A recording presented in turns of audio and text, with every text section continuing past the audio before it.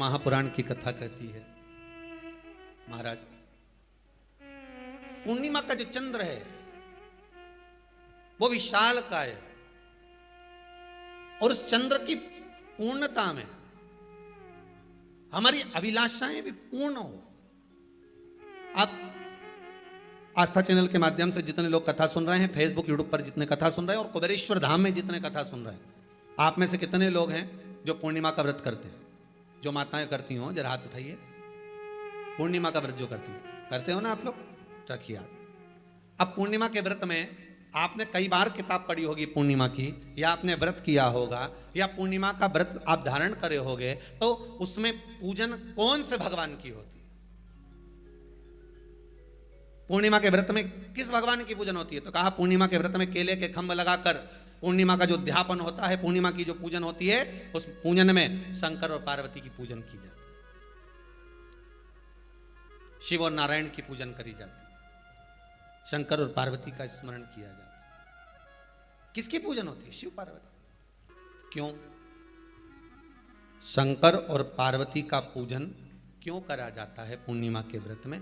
क्योंकि शिव और माता पार्वती ही केवल एक ऐसे हैं जिन्होंने अपूर्ण लक्ष्मी को भी पूर्ण बना दिया था। किसको पूर्ण बनाया है? लक्ष्मी। पूर्णिमा के दिन अगर आप शंकर भगवान को एक लोटा पानी अगर शिव को समर्पित कर रहे हो, श्वेत पुष्प को रखकर शंकर जी के ऊपर सफेद फूल को चढ़ाकर अगर एक लोटा जल भी, एक पात्र जल भी शंकर को समर्पित कर रहे हो, तो ये लक्ष्मी के लिए ही तो कर रहे हो। और कौन सी लक्ष्मी? पूर्ण लक्ष्मी। पूर्ण लक्ष्मी। आपको पहले भी कथा में कहा, एक बार भगवान विष्णु के सामने लक्ष्मी मैया ने बहुत तेज स्वर में कह दिया था, नारायण, दुनिया के लोग आपका नाम जपते हैं, दुनिया के लोग नारायण नारायण कहते हैं, दुनिया के लोग आपका भजन करते हैं, पर सत्य मायने में कहूं ना तो मेरे बिना दुनिया के लोगों की नहीं चल सकती, मेरे बिना दुनिया नहीं चल सकती, संसार मेरे बिना नहीं चल सकता। भगवान विष्णु ने कहा ये तो गलत है लक्ष्मी आपका कहना। एक दिन लक्ष्मी को अहंकार आ गया, अहंकार के संबोधन जब माता लक्ष्मी करने लगी तो भगवान, उसी समय पर भगवान विष्णु को क्रोध आ गया और भगवान विष्णु ने कह दिया, लक्ष्मी तू इतनी बड़ी बड़ी बात कहती है कि तेरे बिना नहीं रह सकती संसार? मैं तुझे कहता हूं लक्ष्मी तू अपूर्ण है, तू अपूर्ण है, तू पूर्ण कब हो गई?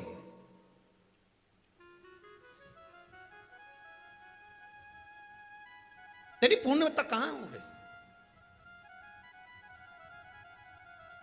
लक्ष्मी की आंख से आंसू बहने लगे। आज आपने मुझे अपूर्ण कहा है, आपको मालूम है आप मुझे अपूर्ण कह रहे हो? आपको ये ज्ञात हो रहा है आप मुझे अपूर्ण कह रहे हो? भगवान कहते हैं हाँ लक्ष्मी मैंने तुझे अपूर्ण कहा है। अपूर्णता का मतलब आप जानते हो ना? भगवान कहते हैं लक्ष्मी मैं सब जानता हूं। लक्ष्मी रोती हुई माता सरस्वती के पास पहुंच गई। सरस्वती ने पूछा क्या बात है लक्ष्मी, क्यों रो रही हो? लक्ष्मी जी ने कहा क्या बताऊं सखी, मेरे पति ने आज मुझे अपूर्ण कह दिया है। तो क्यों रो रही है तू? अपूर्ण अगर कह दिया, पति ने ही तो कहा है ना, तो क्यों रोना? चल मेरे साथ में। और सरस्वती मैया माता लक्ष्मी को लेकर सीधे पहुंच गई माता पार्वती के यहाँ। माता पार्वती के यहाँ जब पहुंची है, माता पार्वती जी ने लक्ष्मी जी को देखा और सरस्वती को देखा तो पूछा कि बात क्या है, क्या हो गया ऐसा, क्या हुआ, क्या है ऐसा जो तुम दोनों आज मेरे पास में आई? क्या हुआ? पार्वती जी कुछ बोलती, शिव जी का ध्यान माता सरस्वती की ओर और लक्ष्मी की ओर गया और भगवान शंकर जान गए कि आज भगवान नारायण ने लक्ष्मी जी को अपूर्ण कहा है। अब देखें माता पार्वती क्या कर सकती है, इसको पूर्ण बनाने के लिए करेगी क्या? क्या हुआ? माता सरस्वती जी बोली लक्ष्मी को अपूर्ण कह दिया। अपूर्ण कह दिया? हाँ, तो क्या सोचना उसके लिए, इसको मैं अभी पूर्ण बना देती हूं। माता जगत जननी पार्वती ने गोदी में विराजमान गणेश जी को उठाया और उठाकर लक्ष्मी जी की गोद में दे दिया। ले लक्ष्मी, आज से तू पूर्ण हो गई। लक्ष्मी आज से तू पूर्ण है। गोदी में जब तक संतान नहीं है तो नारी को लोग अपूर्ण समझते हैं, पर माता पार्वती जी ने संपूर्ण ब्रह्मांड में एक सिद्धता प्रदान कर दी कि अपने गोदी के लाल को, अपने गोदी के पुत्र को माता ने लक्ष्मी की गोद में देखकर लक्ष्मी को पूर्ण बना दिया। वो दिन कौन सा था? पूर्णिमा का दिन लक्ष्मी को पूर्ण करने का दिन, पूर्ण करने का। केवल अमृत ही नहीं बरसता, पूर्णिमा के दिन लक्ष्मी भी बरसती है। पूर्णिमा के कितने व्रत होते हैं? बोलते जाओ, जरा जल्दी जल्दी बोलो। पूर्णिमा के नारियों को, स्त्रियों को अखंड सौभाग्य के लिए, जो नारी वैधव्य नहीं होना चाहती है, उस नारी को पूर्णिमा के कितने व्रत करना चाहिए? जिस नारी के यहाँ संतान नहीं हो, औलाद नहीं हो, उसको पूर्णिमा के कितने व्रत करना चाहिए? जिस नारी का पुत्र, पति बहुत बीमारी से ग्रसित हो, लग रहा हो कि ये मेरा बेटा बहुत बड़ी बीमारी में घिरा हुआ है, तो नारी को कितने व्रत करना चाहिए? स्वयं भगवान कृष्ण ने माता यशोदा को द्वापर में भी बताया है कि पूर्णिमा के 32 व्रत होते हैं। कितने व्रत होते हैं? 32। हम भगवान कृष्ण यशोदा रानी को, माता यशोदा जी को भी बता रहे हैं 32 व्रत। अब आपको किसी ने बता दिया होगा कि 8 कर लो, 7 कर लो, 6 कर लो, 12 कर लो, इसलिए आपने बोला कि 12 कर लीजिए, 32 कर लीजिए। अरे यहां तो द्वापर की कथा भी कहती है। यशोदा जी ने एक बार भगवान कृष्ण को रोक कर कह दिया, ए कन्हैया रुको। कन्हैया बोले, बोलो माँ क्या बात है? कन्हैया जरा रुकिए, इधर आओ जरा। भगवान कृष्ण आए। हाँ माँ बोलिए। जगह का प्रसंग है ये, जिस समय पर राधा रानी कुरुक्षेत्र में नंद बाबा और यशोदा जी को लेकर कुरुक्षेत्र के कुंड में, ब्रह्म सरोवर में स्नान कराने के लिए लेकर जाती है, ग्रहण का समय पर।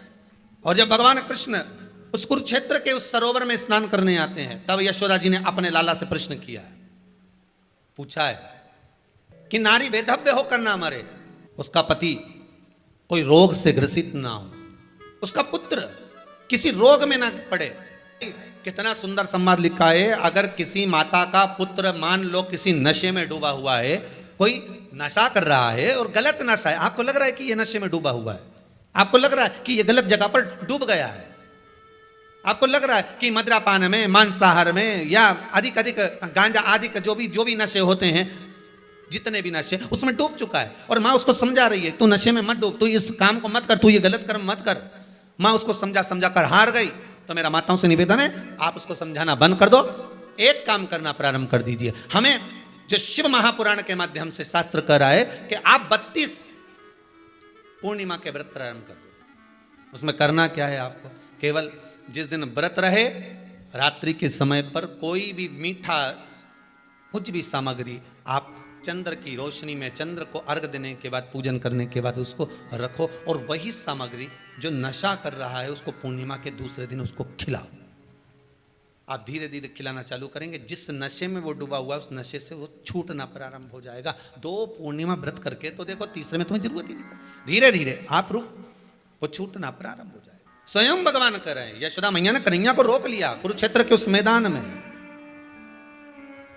और भगवान कृष्ण का दर्शन माता यशोदा जी करी। बहुत दिनों के बाद माँ को, आज माता यशोदा को लाला का दर्शन हुआ, बहुत समय के बाद, जानने के बाद, बहुत समय। कृष्ण से माता यशोदा जी ने पूछा, कन्हैया लो, किसी नारी का पुत्र या पति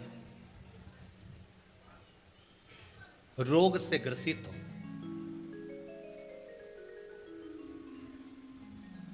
उसके पति की या पुत्र की आयु थोड़ी सी हो, तो हे कृष्ण, उस नारी को कौन सा व्रत धारण करना चाहिए या किसकी पूजन करना चाहिए?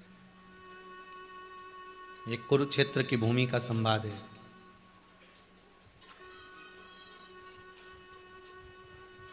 भगवान कह रहे हैं, मां, अगर नारी अपने पुत्र और अपने पति के लिए, उसकी उम्र की वृद्धि के लिए, रोग मुक्ति के लिए, विश्व के ताप को कम करने वाले चंद्रदेव की आराधना, पूर्णिमा के व्रत को धारण करती है, तो नारी उस व्रत के प्रभाव से अपने पुत्र और पति की बीमारी को, रोग को हर लेती है।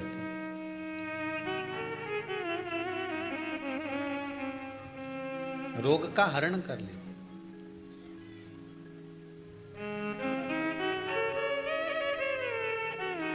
महाराज,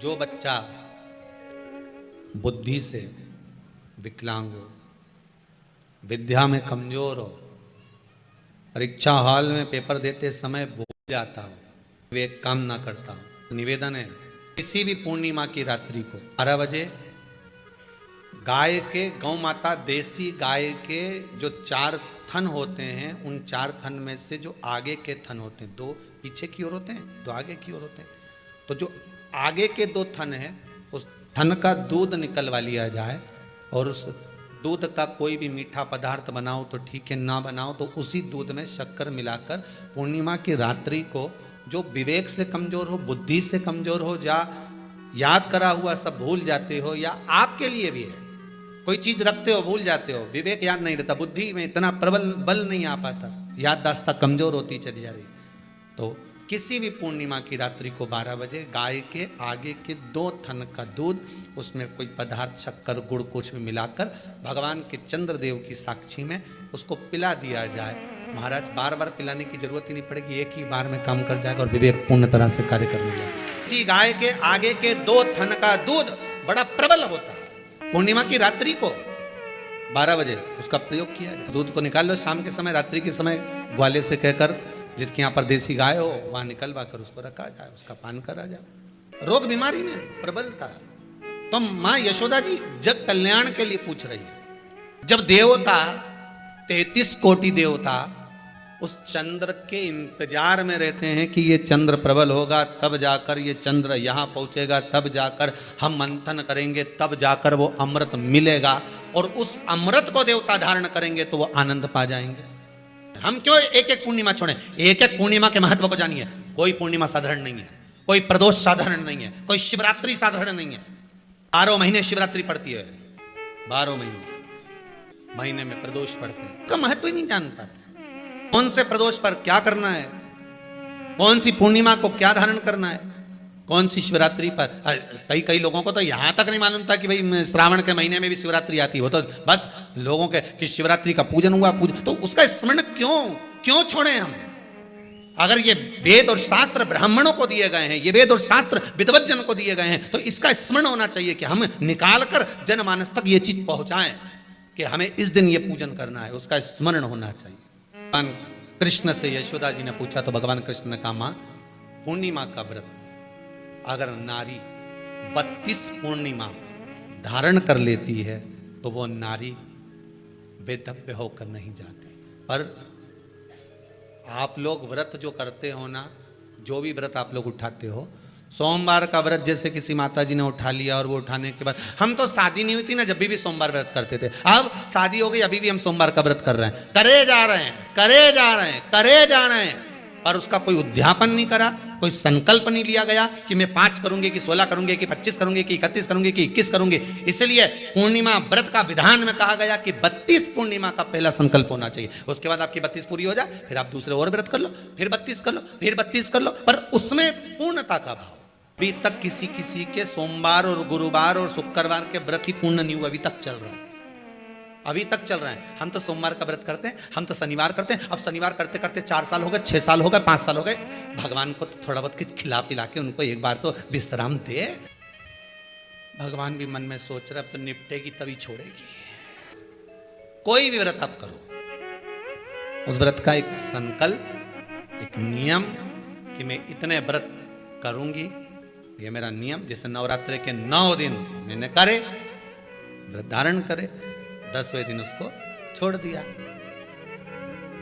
अब तुम तो सोच कर बैठी कि ये मैं 9 दिन धारण कर लूंगी, ने एक दिन बाद एकादशी पड़ रही है तो 10वें के दिन कौन छोड़े, दशहरे का भी व्रत ये भी कर लूँ, 11 भी पूरी कर लूँ, उसके बाद प्रदोष भी कर लूँ, और प्रदोष के बाद में मैं फिर जो द्वादशी पड़ी, 12 पड़ी वो कर पुरा के इसके बाद ही छोड़ूंगी। थोड़ा सा जिस व्रत को उठाया गया, जिस व्रत का नियम लिया गया है, उस व्रत का प्रदान कर कर फिर उसको थोड़ा सा भाग प्रदान कर कर हमने ये व्रत पूर्ण कर लिए। भगवान हमारा ये व्रत आपकी कृपा से, हे विश्वनाथ, हे शंभु, हे त्रिकालदर्शी, हे कैलाशी, मेरी 26 एकादशी आज पूर्ण आपकी कृपा से हुई है, इसलिए मैं उद्यापन कर रही हूं, आपकी कृपा से कर रही हूं। उसके बाद फिर उठाऊंगी, फिर कर लूंगी, पर आज मैंने पूर्णता का भाव लिया। उद्यापन नहीं करो तो किसी विद्वान ब्राह्मण को घर में बुलाकर अभिषेक पूजन करा लो, उसको भोजन करा दो, दक्षिणा अधिक प्रदान कर कर उसको विदा कर दो, उसमें भी सुख का भाग। इतनी पूर्णिमा जम के बोल दो, 32 पूर्णिमा।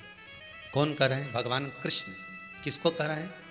माता यशोदा को। किसने ये व्रत धारण किया? तुम्हें कुछ मालूम है? किसका होता है ये व्रत? भगवान कृष्ण ने कहा ये शंकर और पार्वती का व्रत है। किसका व्रत है? शिव और पार्वती का। पूर्णिमा का व्रत शंकर और पार्वती का व्रत। तो कोई कहे कि ये तो भगवान कृष्ण का व्रत है, तो ये तो कृष्ण भगवान तो द्वापर में आए हैं, पर पूर्णिमा का व्रत तो स्वयं माता पार्वती जी ने भी धारण करा है। जिस समय पर कार्तिकेय महाराज को गंगा मैया प्रकट कर रही थी और तारकासुर का जब संहार करना था, तब माता पार्वती ने शंकर जी से पूछा था कि तारकासुर को मारने के लिए आपके पुत्र की जरूरत है, आपका पुत्र प्रकट कैसे होगा, क्योंकि आप तब साधना में लगे रहते हो। भगवान कहते हैं चिंता मत कर, तू एक काम कर, पूर्णिमा व्रत को धारण कर। मां पार्वती भी जिस व्रत को धारण करी है, तो कोई कोई ये द्वापर का व्रत है क्या? यहां तो शास्त्र कह रहा है कि कोई भी अगर आप प्रसंग धारण कर रहे हो, कोई भी आप नियम धारण कर रहे हो, कोई भी आप व्रत धारण कर रहे हो, या आप किसी भी तरह का पुण्य भाग धारण कर रहे हो, तो उसमें जड़ की मूलता होना चाहिए। जड़ कहां? केवल पूर्णिमा का व्रत कोई केवल द्वापर का नहीं है, केवल त्रेता का नहीं, ये तो सतयुग के भी आगे का निकल चल, ना जाने कितने सतयुग, कितने त्रेता, कितने द्वापर हुए, तब से चला। नैनों में नंबर बढ़ते चले जा रहे हो, चश्मा उतर नहीं रहा हो, दूर का नहीं दिखे, कहीं किसी को पास का नहीं दिखे, रहते हैं। उसके लिए तुलसी की जो डंडी होती है, तुलसी जैसे बेलपत्र की जो ये डंडी है, ऐसे ही तुलसी का जो पत्ता होता है, उस पत्ते की जो डंडी होती है, उस डंडी को चंद्रमा को देखा जाता है। उस डंडी की जो कोर होती है, उस कोर को दृष्टि से मिलाया जाता है। माँ की रात्रि ठीक 12 बजे आप चंद्रमा की, जैसे चंद्रमा का भाग, उस चंद्रमा के भाग को आप उस डंडी के भाग से निहारने का प्रयास करिए। महाराज घर में आई है, घी का दिया लगाई है, उस घी के दीप को लगाने के बाद पूर्णिमा के दिन उस पर एक प्लेट थोड़ी तिरछी कर रख दो, जिससे उसकी कालोच, काई की, उस दीप की, घी के दीप की कालोच उस प्लेट पर आ जाए। थोड़ी सी कालोच ले लीजिए, 5-10 मिनट में आ जाएगी। उसको गाय के घी में मिलाकर आंखों में सुरमा लगाकर रात्रि को सो जाइए। 3 दिन बाद आप महसूस करेंगे कि नेत्र की ज्योति बढ़ना प्रारंभ हो रही है। अब इस प्रयोग को करने में कोई धन लगा तुम्हारा? अरे बोलो तो सही, कोई दौलत लगी तुम्हारी, कोई संपदा, या फिर तुमने सियोर वाला महाराज के लाके खूब बटोर के दे दिया, कुछ लगा? नहीं। तुम करोगे, लाभ तुम्हें मिलेगा। ये जितनी पूर्णिमा के व्रत हैं, जितने 12 महीने जो पूर्णिमा पड़ती है, पूनम पड़ती है, ये भले दुनिया के लोग कहते हैं कि ये भगवान राधा और कृष्ण से संबंध, हम और कृष्ण से संबंध रखते हैं, पर इनका यदि सही संबंध समझा जाए, इनके सही संबंध का यदि स्मरण करा जाए, इनके सही संबंधों का यदि वर्णन किया जाए, तो शिव और चंद्रमा के जो मिलन का केंद्र बिंदु है वही पूर्णिमा है। केवल एक पूर्णिमा वहीं तक नहीं रही कि भगवान कृष्ण और राधा जी ने रास किया, केवल वहीं तक उसकी सीमितता नहीं है। बात ध्यान रखिएगा, यदि काया का रोग हो गया, मान लो शरीर कहीं से सफेद पड़ रहा है, कहीं से काला पड़ रहा है, शरीर में से खाल की फुकड़ी निकलना प्रारंभ हो गई हो, शरीर में काले काले चट्टे पड़ना चालू हो गए हों, या कोई विशेष रोग हो गया, कोई विशेष में रोग है, बीमारी है, काया बेकार हो रही है, तो सीधी सीधी बात शिव महापुराण की कथा कहती है, सुंदर आनंद में श्रवण कर कर आप अपने जीवन को, ये पूर्णिमा शिव महापुराण की कथा कहती आ रही है। कुछ नहीं करना, पीपल का एक पत्ता, उस पत्ते पर थोड़ा सा चावल, पूर्णिमा की रात्रि को अपने हाथ में लेकर अपने नयनों से लगाकर शरीर पर से स्वयं उतारकर उसको दरवाजे के पास रख दीजिए। पूर्णिमा की रात्रि को पूर्ण होने पर उस चावल को दूसरे दिन सूंघ कर बहते हुए पानी में डाल दीजिए। महाराज कितने भी रोग से ग्रसित हो गए, पीपल का एक पत्ता 52,000 ब्राह्मण की साक्षी कराता है। महाराज बहुत ध्यान देना, पीपल के वृक्ष में स्वयं नारायण का, मेरे कृष्ण का वास है। स्वयं भगवान गीता के अंतर्गत कहते हैं कि मैं पीपल का वृक्ष हूं, नारायण उसी में बस। 52,000 ब्राह्मणों का वासा एक पीपल के पत्ते में होता है। और आपको पहले भी कथा में कहा, गाय ब्राह्मण बहन बेटी ये सब काल का हरण करने वाले हो, काल को हरने वाले हो। रोग को मिटाइए, शिव का स्मरण करो। पूर्णिमा के दिन चावल का एक आखा दाना जानते हो, पूरा खंडित चावल नहीं, कितना चावल, एक दाना चावल का शंकर भगवान के शिवलिंग पर समर्पित करिए। एक बेलपत्र जिसका डंडी का मुख अपनी ओर हो, जहां से चावल चढ़ाया है, उस चावल के ऊपर अपनी कामना कर कर रख दीजिए और चंद्रमौली भगवान का स्मरण करिए। कौन से भगवान? शंकर भगवान का सर्वश्रेष्ठ सुंदर नाम है चंद्रमौली। चंद्रमौली भगवान का स्मरण करिए, अपनी कामना कर कर बेलपत्र समर्पित कर कर शिव जी पर एक लोटा पानी, एक जल पात्र समर्पित करो, कलश से जल चढ़ा दीजिए, नयनों में वो जल लगाकर अपनी कामना कर कर वापिस घर को आइए। आएगी जो कामना करी है मेरा चंद्रमौली भोलेनाथ उसे पूर्ण कर ही देगा। शिव उपासना के लिए जितनी 12 महीने में पूर्णिमा पड़ती है, एक एक पूर्णिमा का व्याख्यान वर्णन करेंगे। आज तो कथा का महत्तम दिवस है, पहला दिवस है, तो हम उसको महत्व समझें कि पूर्णिमा का महत्व क्या है, हम उसका महत्व समझें कि शंकर और चंद्र का रिश्ता क्या है, संबंध क्या है। भगवान ने जितनी पूर्णिमा बनाई है, जितने नक्षत्र बनाए, जितनी घड़ी बनाई, जितना पल बनाया, जितना समय बनाया, ये शंकर भगवान ने जो बनाया ये गलत नहीं बनाया, श्रेष्ठता के लिए बनाया, जग के उद्धार के लिए, संसार के उद्धार के लिए बनाया। अब उसका प्रयोग आप करें ना करें ये आपके ऊपर है, आप उसका प्रयोग कर रहे हैं ना कर रहे हैं आपके ऊपर, पर जो बनाया है मेरे भगवान